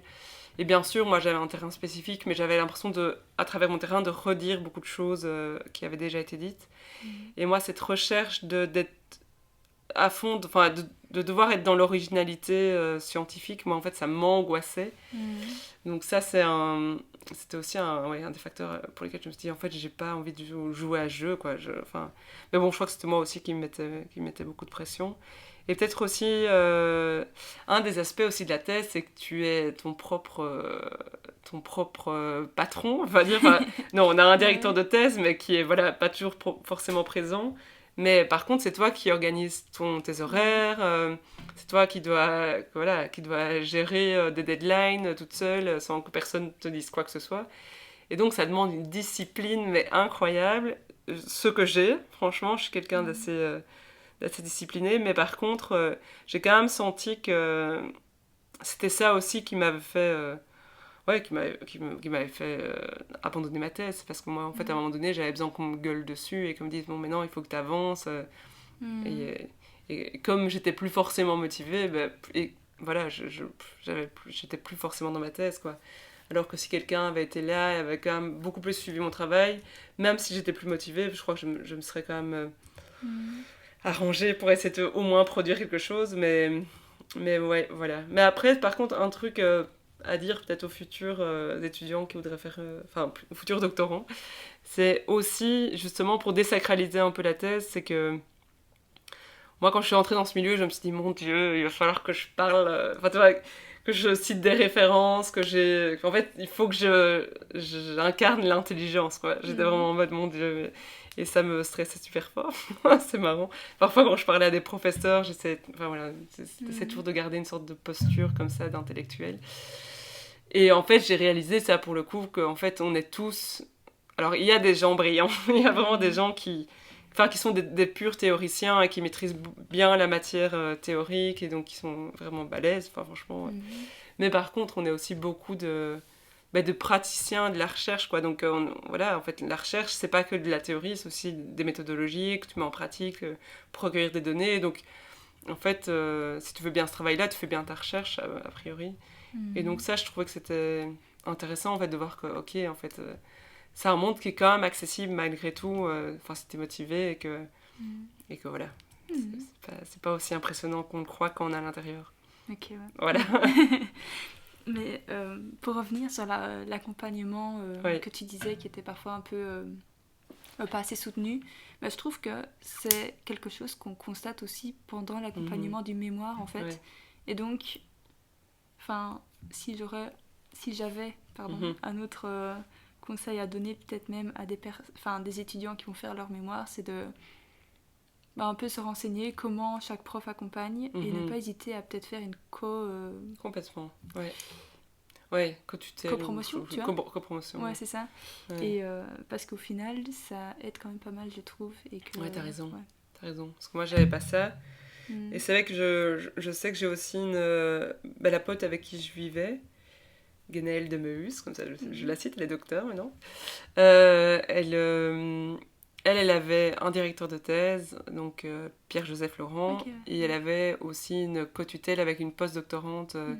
Et donc, et cette post-doctorante était, son nom m'échappe là, mais était un peu plus disponible en fait que Pierre-Joseph Laurent qui écrit des bouquins tous les ans, qui a toujours mis le truc, qui était disponible quand même assez pour elle, mais c'est vrai que c'est pas bête en fait effectivement de faire de la co-tutelle.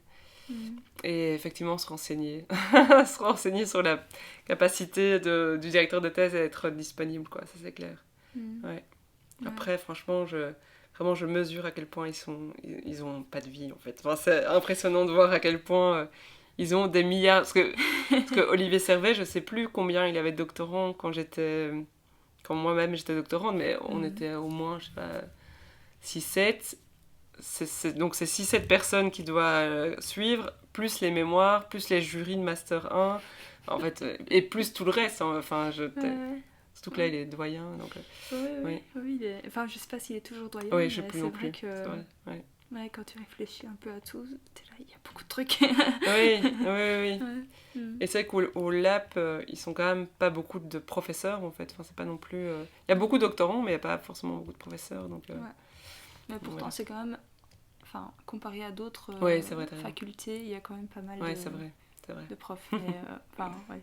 Mais sinon, je voulais aussi peut-être aborder un sujet que j'ai eu, que j'ai remarqué, tu vois, pendant ma recherche de mémoire avec certains amis. Mais parfois, quand je travaille trop sur un sujet, au bout d'un moment, j'ai l'impression que tout ce que je produis à ce sujet est un peu une sorte d'énorme banalité. Et je sais pas si c'est un effet, tu vois, de travailler sur le sujet et qu'au final, ça te paraît tellement clair et tellement... Enfin, que t'as compris ce qui se passait et que donc t'as l'impression de sortir des banalités du style l'eau ça mouille, tu vois, et de te dire, mais attends, mais ce que je suis en train de faire, mais c'est n'importe quoi, tu vois, parce que vraiment, c'est d'une banalité. Et en fait... Bref, je sais pas, est-ce que tu as eu déjà aussi cette impression-là de te dire, en fait... Alors, mais moi, je l'ai ressenti, mais je l'ai pas ressenti sous l'effet du temps. C'est plutôt, comme je te dis, parce qu'il y avait beaucoup d'écrits sur le sujet, et du coup, j'étais là, mais en fait, j'apporte rien, quoi. Franchement, Et donc, oui, alors après, c'était... Enfin, voilà, je me disais quand même, c'est intéressant, parce que je viens alimenter ce qui a déjà été écrit avec un nouveau terrain, mais quand même, je me disais, mais c'est vraiment aussi des questions plus générales. En fait, parfois, je me dis, c'est fou, en fait, toute la matière scientifique qu'on produit parfois et qui sert pas forcément à grand chose. Et donc, parfois, je me disais, mais c'est... Enfin, en fait, pourquoi j'ai fait une thèse où je vais continuer à alimenter un truc qui a déjà été alimenté 15 000 fois, enfin, à quoi ça sert? Et par contre, moi, le côté... justement, l'effet du temps, ce que j'aime pour le coup bien, c'est justement la maîtrise de mon sujet, quoi. Et quand je sens que je maîtrise bien le sujet, ça me fait du bien. mais voilà, donc je dirais ça par rapport à ta question. Ok, ouais. Et donc, tu parlais aussi du fait que, voilà, tu voyais pas forcément l'intérêt, au final, de ta thèse. Est-ce que tu penses qu'il y a eu un peu ce contraste entre la recherche que tu as faite dans la fédération des... Ouais, Fédération des services sociaux. Des services sociaux, sinon, c'est FDSS, si tu préfères dire. Et cette thèse, en fait, qui... donc, tu as fait cette recherche qui a eu... qui a beaucoup tourné. Qui a beaucoup tourné et tout.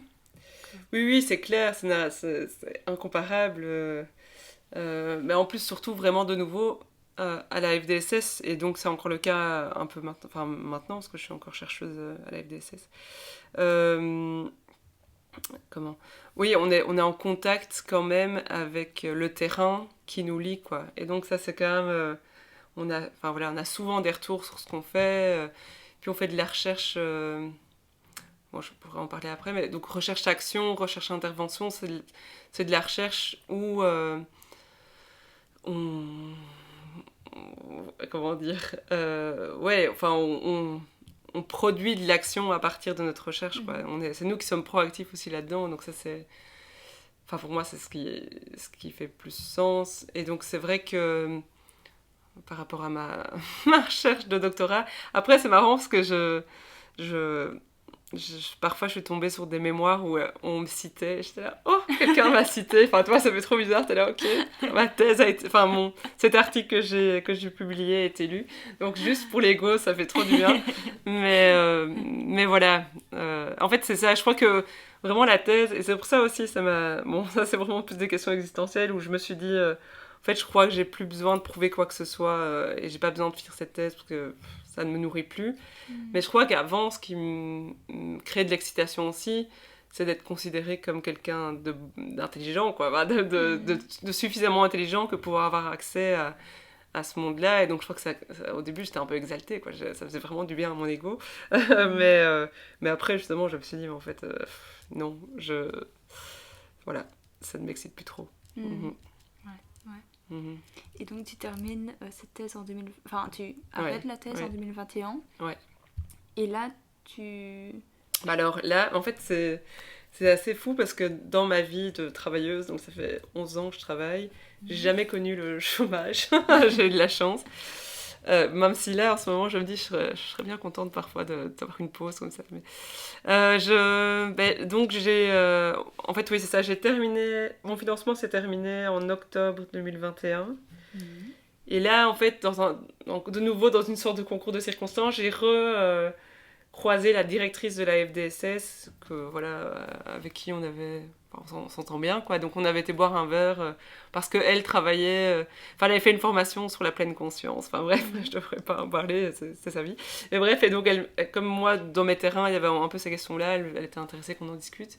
Et puis en fait, via elle, j'ai su qu'ils réengageaient des chercheurs sur un projet spécifique. Et donc j'ai postulé. Et franchement, c'était cool parce que... Enfin, moi, ils m'ont toujours dit à la Fédé que voilà, si je partais pour cette thèse, ils m'ouvriraient grand leurs bras si je reviens, quoi. Et ça s'est vraiment fait. Et donc, je trouvais ça chouette parce qu'en plus, comme j'avais quand même été un peu fragile, la thèse m'avait un peu fatiguée, abîmée. Voilà, c'était quand même un peu fatigant. J'étais contente en fait de retourner dans un endroit où en fait je connaissais le terrain, je connaissais pas tous les collègues vu qu'il y en avait plein de nouveaux, mais voilà, c'était familier pour moi, donc c'était super chouette, quoi, de pouvoir repartir là-bas. Ouais. Et donc t'es partie sur quel type de recherche à ce moment-là? Alors là, c'est encore tout un autre délire. En fait, j'ai été engagée dans le cadre d'un projet qui s'appelle BRICO. BRICO, c'est un acronyme pour Bureau de recherche et d'investigation sur les communs. C'est hyper pompeux et très très long. Et en fait, c'est un dispositif d'intervention sociale qui consiste de manière très pragmatique à ouvrir un lieu dans un quartier, surtout des quartiers précarisés en fait, vu que c'est un peu notre core business, quartier précarisé de Bruxelles. Et l'idée, c'est que donc on ouvre ce lieu pendant 3 jours, et dans ce lieu, il y a un chef cuistot qui cuisine pour les gens gratuitement tous les midis. Donc les gens sont invités à venir manger. Donc l'idée, c'est de créer une ambiance conviviale dans ce lieu. Et dans le lieu, il y a aussi 3 chercheurs qui sont là en fait pour accueillir les personnes et pour recueillir leurs paroles sur leur rapport à leur territoire, leur quartier, quoi.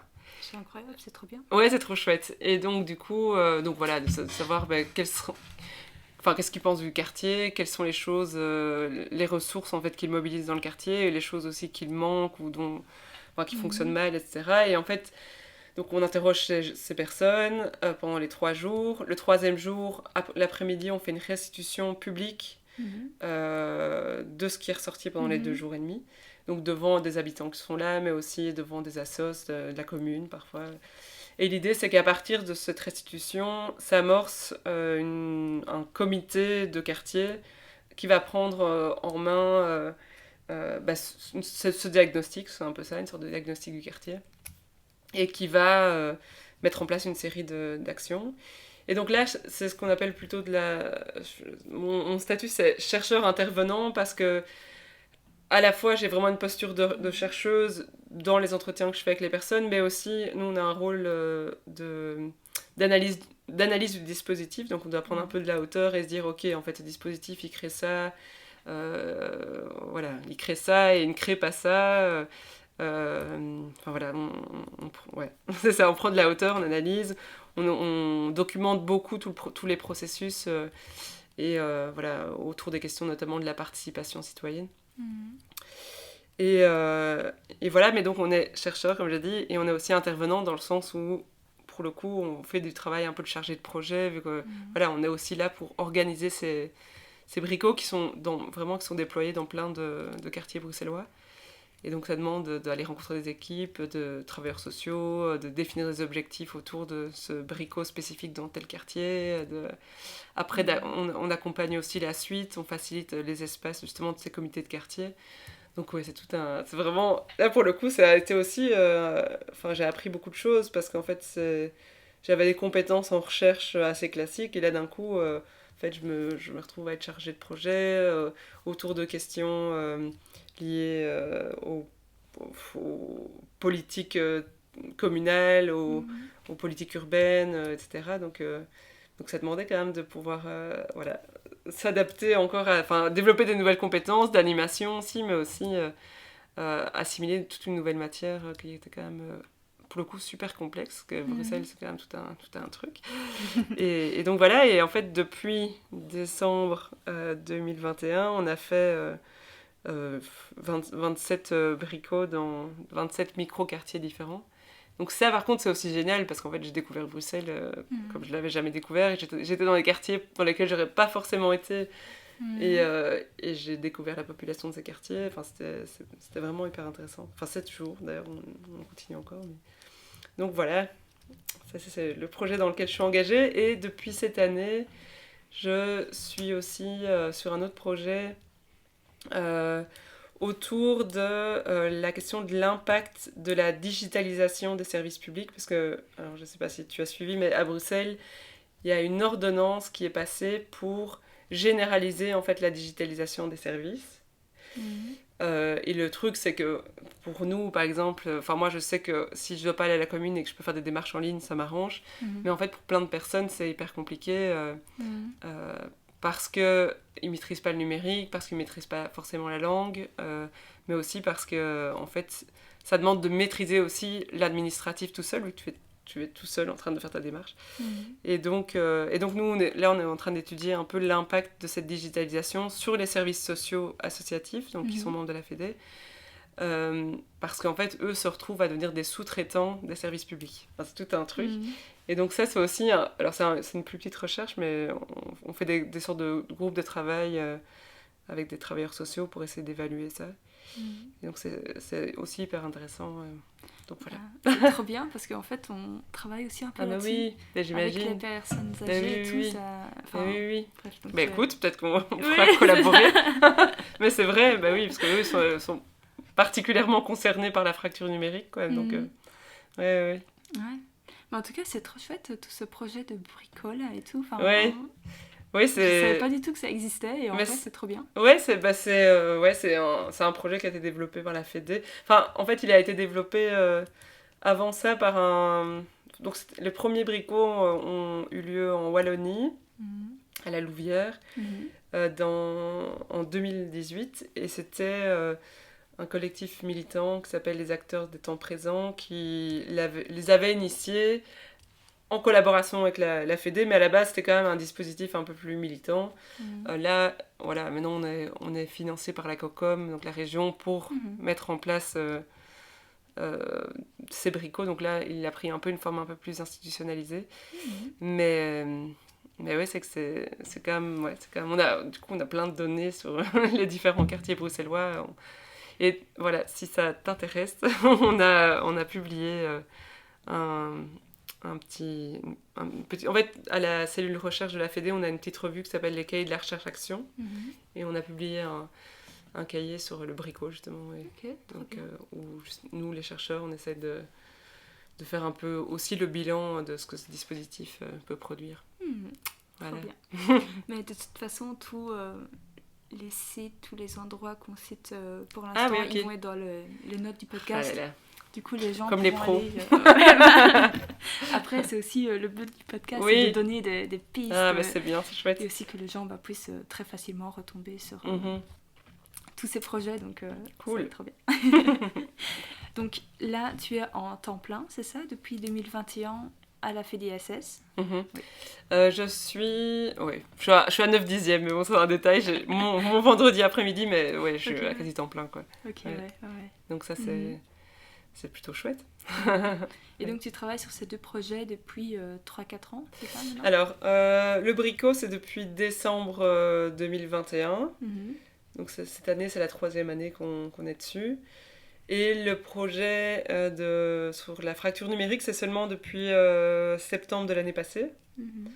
Et donc voilà, et là, parce qu'en fait, donc on est 6 dans la cellule recherche de la Fédé. Donc il y a moi et mes 2 collègues qui travaillons sur le projet Bricot, mais j'ai aussi d'autres collègues qui... on a un collègue statisticien qui lui plutôt traite les données chiffrées sur le secteur. Et puis j'ai 2 autres collègues qui ont pas mal travaillé sur les questions de la prostitution. Et toujours en lien avec le travail social, donc les questions du travail social, plutôt les questions du secteur du travail du sexe en fait. Et donc ça c'est aussi hyper intéressant. Et là elles sont pas encore elles sont pas encore sûres d'avoir un financement, mais elles vont peut-être travailler sur la question du travail du sexe en ligne et justement comment en tant que travailleur social on touche ces personnes en fait qui vont pas forcément dans les services sociaux. Et donc elles vont se lancer là-dessus. Et on va déposer aussi un projet, et celui-là j'aimerais bien en être, à Innoviris, je sais pas si tu vois, c'est un organisme bruxellois, c'est plutôt un fonds comme le FNRS, mais qui subsidie des recherches à finalité, pour le coup, politique et sociétale. Et donc on va peut-être déposer un projet sur... les familles monoparentales et surtout les mamans solo à Bruxelles à travers l'analyse d'un dispositif qui va être lancé dans une tour de logement social à Molenbeek. Et donc ça j'espère qu'on obtiendra le financement. Mais voilà. Donc il y a plein de... il y a le bricot, mais il y a aussi plein d'autres projets en cours qui sont chouettes. Ouais. Et donc tout à l'heure tu parlais un peu de ces difficultés, tu vois, de parfois... devoir adapter le savoir théorique un peu au terrain et de devoir faire face aux personnes, notamment que tu rencontres lors des bricots et tout. Est-ce que, je sais pas, tu aurais des conseils ou quoi par rapport à cet écart-là, parfois entre cette théorie et puis le fait de se retrouver face aux personnes, parce que c'est aussi quelque chose que je rencontre aussi, parce que t'as toute cette théorie. Et une fois qu'on te demande de vraiment agir, tu vois, de trouver des manières de transmettre ce savoir, de créer du dialogue, de créer de créer un peu une cohésion de groupe autour de différents sujets. Oui, comment est-ce que tu fais ça, tu vois, parce que en anthropologie, avec l'ethnographie, on analyse, on observe, mais on n'agit pas concrètement, tu vois, c'est pas notre but premier, tu vois, d'aller là et de proposer des solutions et tout. Donc je sais pas, est-ce que tu aurais des... Mais en fait, dans le cadre spécifique du bricot, c'est quand même déjà tout un monde, parce que donc nous on recueille la parole des gens, on la restitue, puis on fait un rapport qui synthétise un peu tout ce qui est ressorti. Et donc après, l'idée c'est de recontacter les personnes qui étaient présentes au moment de la restitution, que ce soit des habitants, des associations, et de les mettre autour de la table pour, pour voir qu'est-ce qu'on priorise de ce qui est ressorti et qu'est-ce qu'on met en place concrètement. Et c'est vrai que c'est pas forcément évident, mais donc là, ce qui se pose comme question, c'est même au-delà de la traduction d'une recherche vers le terrain, c'est aussi, bon là, on rentre dans d'autres complexités, mais c'est qu'on met autour de la table des acteurs qui n'ont pas forcément les mêmes statuts et les mêmes compétences.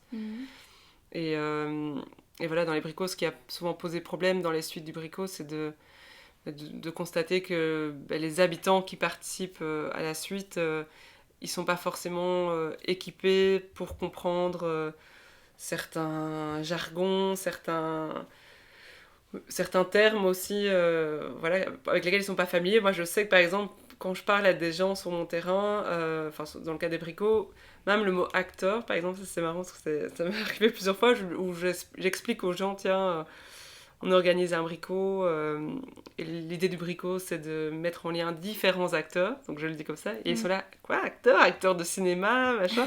Et en fait, tu te rends compte en fait qu'on a... Parce que c'est vrai que nous, acteurs, ça fait partie aussi du jargon très de sociologue, anthropologue, et dans l'associatif, on parle aussi comme ça, mais... Et donc c'est hyper intéressant en fait de voir comme les mots sont chargés et sont situés de nouveau dans des espaces, enfin ont un sens dans certains espaces et pas dans d'autres. Et donc ça c'est des trucs auxquels on fait beaucoup attention, mais là c'est vraiment spécifique au bricot. Mais sinon, oui, la question de la transmission des résultats de recherche, je sais pas, je crois que c'est un peu ça que tu posais comme question, mais déjà les cahiers de la recherche-action, c'est un format qui est assez chouette parce que c'est une petite revue assez courte où on vulgarise nos résultats de recherche, quoi. Donc ça c'est... Et quand j'y on vulgarise, c'est surtout...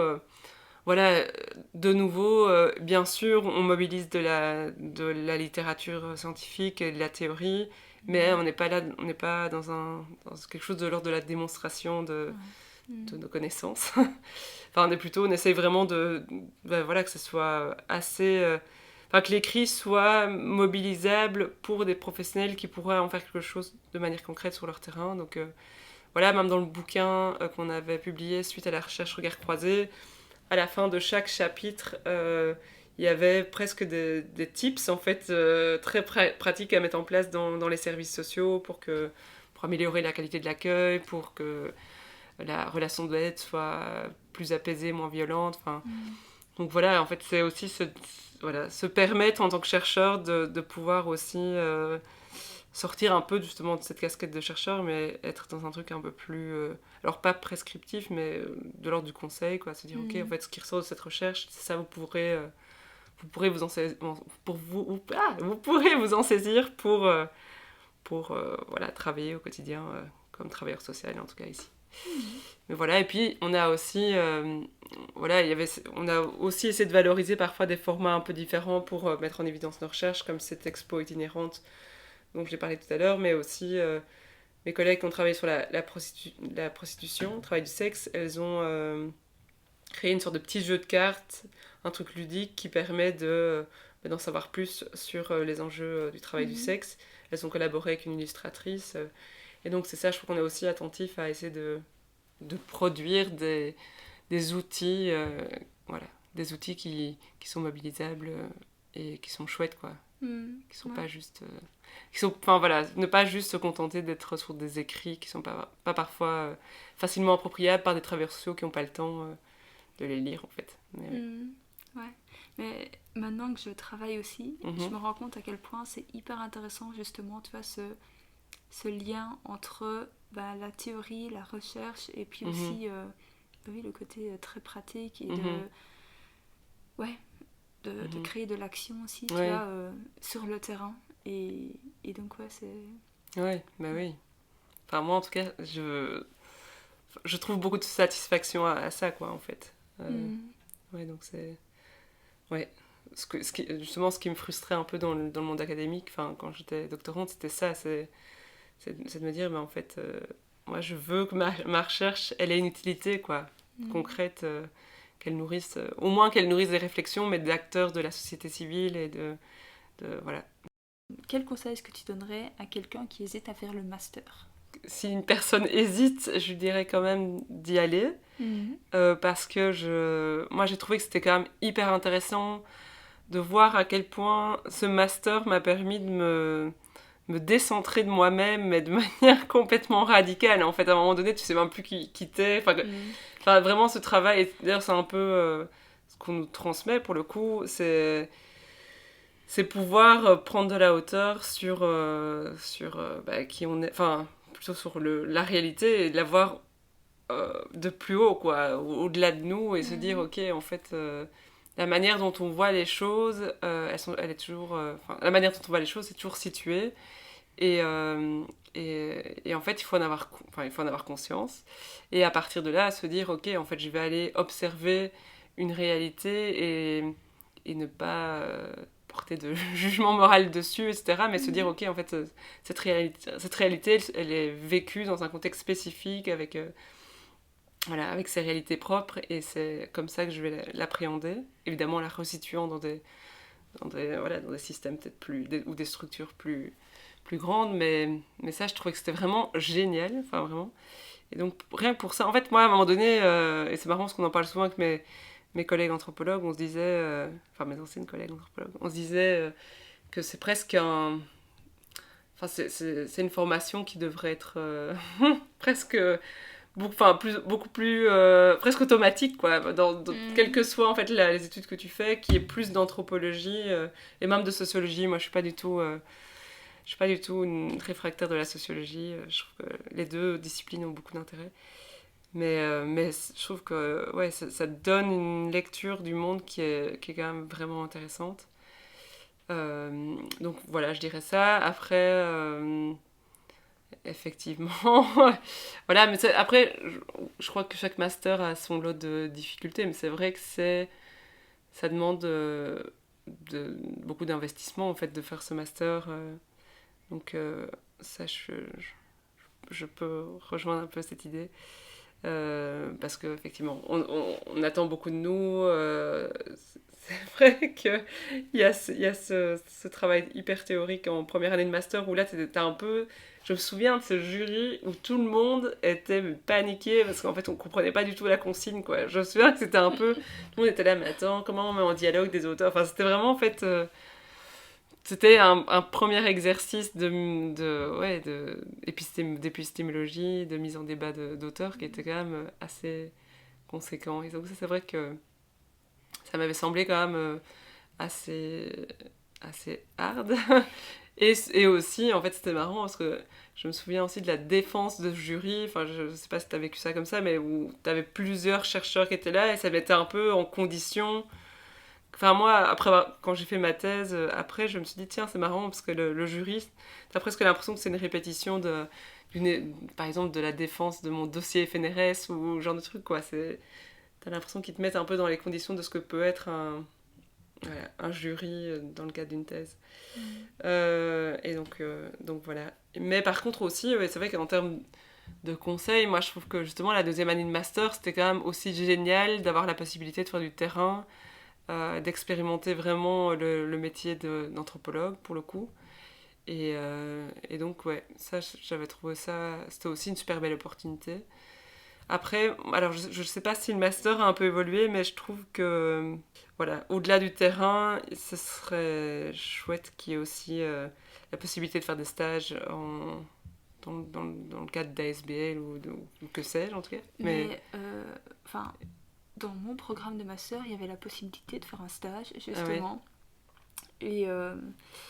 Et en fait, c'était vraiment optionnel. Donc, tu laissais tomber un cours de 5 crédits, je pense, et tu pouvais faire ton stage de quelques semaines. Ouais. Mais voilà, il fallait que tu trouves toi-même un peu ton temps pour faire le stage, tu vois. Oui, les conditions n'étaient pas confortables. Quoi. Oui, je crois qu'il n'y a personne qui l'a fait. Et dans les autres...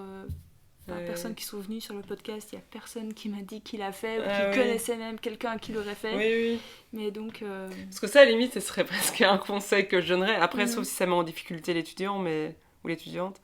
Mais c'est ça, quoi. C'est quand même aussi d'essayer pendant ton master, de te frotter au monde du travail, quoi, en fait. Et de voir comment l'anthropologie peut faire sens dans des mondes qui ne sont pas les mondes académiques, quoi. Mais ouais, ça serait quand même Voilà, ça c'est presque le conseil phare que je donnerais. Et peut-être, oui, pendant le master, essayer d'être en contact avec même des doctorants ou enfin, voilà, des personnes qui travaillent en tant qu'anthropologue et voilà, pouvoir déjà se renseigner sur les possibilités de carrière. Donc, ouais, à l'issue du master, pour pouvoir anticiper la suite, quoi. Voilà. Et quel conseil est-ce que tu donnerais à quelqu'un qui vient de terminer son master et qui veut commencer à travailler? Courage. Non, mais vraiment d'aller explorer dans pas mal de secteurs. Moi j'étais assez familière du secteur social vu que j'avais fait des études d'AS, d'assistante sociale. Mais enfin, moi j'ai eu l'impression quand même, et encore maintenant, je vois parfois des offres passer en tout cas dans le secteur social et même dans le secteur public. En fait, moi, quand j'ai repostulé ici à la fédération, donc la deuxième fois, j'avais quand même regardé s'il n'y avait pas d'autres offres et j'étais tombée sur plein d'offres de chercheurs ou en tout cas qui étaient associés à des diplômes d'anthropologue ou sciences humaines en général dans le secteur public, quoi, et vraiment pas mal de trucs où voilà, ils font appel à des personnes pour faire des sortes de diagnostics, enfin voilà. Et donc moi, je conseillerais d'aller vraiment explorer par là. Mais voilà, donc c'est aussi s'ouvrir à des métiers qu'on n'aurait pas forcément envisagés quand on finit ses études et qui en fait peuvent être très chouettes. Et donc voilà, le conseil, ce serait un peu ça que je donnerais, c'est s'ouvrir à toutes les possibilités, quoi, et ne pas trop se cramponner à l'idée de juste faire de la recherche, etc. Et aussi, moi, vraiment, ce que j'ai constaté, c'est, comme je l'ai dit tout à l'heure, c'est quand tu rentres dans le monde du travail, tu t'ouvres à tout un réseau. Et donc, parfois, il faut juste, à un moment donné, mettre les pieds dans le monde du travail, quitte à faire un job qui n'est pas forcément le job idéal au début, mais après, en fait, pouvoir s'ouvrir des portes par ailleurs, quoi. Et ça, voilà, c'est un conseil que je donnerais pas forcément qu'à des anthropologues, mais c'est vrai que quand on est anthropologue, c'est pas évident de trouver un job, mais voilà, je dirais ça. Ok, ouais. Et est-ce qu'il y a quelque chose que tu aurais aimé savoir avant de te lancer sur le marché de l'emploi? Bah alors, pas forcément. Enfin, je vois pas forcément. Parce qu'en fait, moi, j'ai eu beaucoup de facilité pour le coup, mais vraiment, pas parce que c'est moi, mais parce que j'ai eu de la chance. Je suis tombée sur des offres, enfin, l'offre d'emploi de la Fédé assez vite. Et puis, comme je t'ai dit, voilà, j'ai enchaîné plein de jobs. Tous les jobs dans lesquels j'étais sans période de chômage, donc jamais eu trop de difficultés à retrouver du travail. Mais du coup, ouais, qu'est-ce que j'aurais voulu qu'on me dise? Que le monde du travail c'est dur, mais que parfois je rêve d'être pensionnée. Non, non, je sais pas trop, j'avoue. Et comment est-ce que tu te verrais évoluer maintenant, professionnellement parlant? Ouais. C'est marrant parce que je vais avoir 35 ans cette année et je suis un peu dans une sorte de crise de la quarantaine anticipée où je me dis c'est fou en fait. Enfin voilà, ça fait 11 ans que je travaille, ce qui n'est pas non plus énorme, mais je suis un peu en mode est-ce que j'ai envie de faire ça toute ma vie? Et donc ouais, je suis un peu en questionnement. Donc là pour le moment, je sais que je resterai à la Fédé parce qu'en fait c'est un environnement de travail qui est génial. J'ai 5 collègues chercheurs qui sont vraiment hyper intéressants et chouettes. Donc voilà, je resterai là-dedans, on va essayer de développer d'autres recherches. Donc comme je t'ai dit, cette recherche sur la famille monoparentale, donc les familles monoparentales. Et donc moi je crois que dans les mois à venir, c'est peut-être là que je me vois. Après, évoluer, voilà, j'ai l'impression que ce sera plutôt... Je crois pas que je vais... Je suis pas forcément dans une perspective d'ascension de quoi que ce soit, mais plutôt continuer à être chercheuse, ça me plairait. Et ça, c'est assez rassurant, parce que j'ai l'impression aussi qu'une fois qu'on a mis un pied dans la recherche, alors il faut aimer ou pas, mais on a quand même des chances de retrouver des jobs là-dedans, et donc ça, c'est cool. Mais voilà, et sinon, parfois je me dis, mais là, ça c'est complètement autre chose, mais parfois je me dis, purée, en fait, je ferais bien complètement, un métier complètement autre, plus créatif, plus artistique, parce que ça aussi, je crois que parfois la recherche, En fait, t'en as marre à un moment donné d'être tout le temps dans ton cerveau, quoi. Et bon, on est aussi beaucoup sur le terrain, et donc ça c'est génial, mais on est quand même tout le temps en train de penser le terrain, et voilà, et en fait c'est quand même un peu parfois fatigant. Donc ouais, parfois je me dis, ouais, j'aurais bien juste un métier où je me prends moins la tête au quotidien. Mais bon, et en même temps, je crois que si je faisais autre chose, je me ferais peut-être chier, donc je sais pas. Mais donc voilà, pour le moment, en tout cas, je me vois travailler à la Fédé encore quelques années, si j'en ai la possibilité, si on a toujours des subsides, mais voilà, c'est ça ma perspective. Mais je suis pas du genre de personne qui se projette très très loin, mais donc voilà.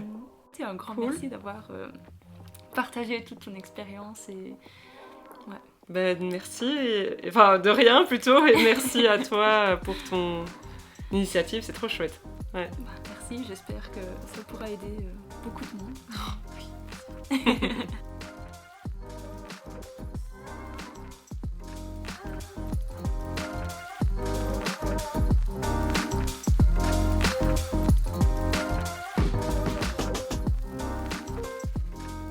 Merci d'avoir écouté ce podcast, j'espère qu'il vous a plu. Vous trouverez les liens des entreprises, des sites internet et des organisations dont nous avons discuté durant cet entretien dans les notes du podcast. N'hésitez pas à me contacter pour toute question ou remarque. Si cet épisode vous a plu, abonnez-vous pour ne pas rater les prochaines interviews. Vous pouvez partager ce podcast auprès des personnes qui seraient susceptibles d'être intéressées. Et si vous avez fait un master en anthropologie et que vous aimeriez partager vos expériences professionnelles, vous pouvez me contacter par Instagram ou mail et je me réjouirai de vous accueillir sur mon podcast. Au plaisir de vous lire et à très bientôt pour de nouvelles carrières anthropologiques.